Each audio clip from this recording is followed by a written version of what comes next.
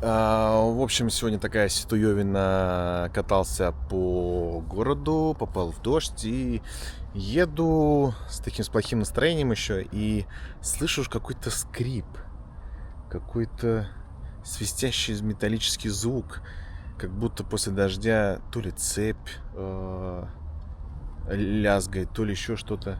Именно когда начинаешь движение, то есть отчетливо. Там, когда уже набрал скорость, ничего не слышно. Звоню Сереге, своему другану, и спрашиваю: Серега, как думаешь, что может быть какой-то свистящий, лязгающий звук металлический?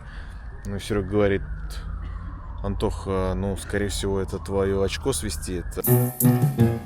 Опять скрипит потертое седло. Спасибо, Сереж, за совет. В общем, я остановился. Думаю, подергал, короче, цепочку. Вроде там все нормально, и вроде там масло есть. Короче, в чем дело? Вот в чем дело.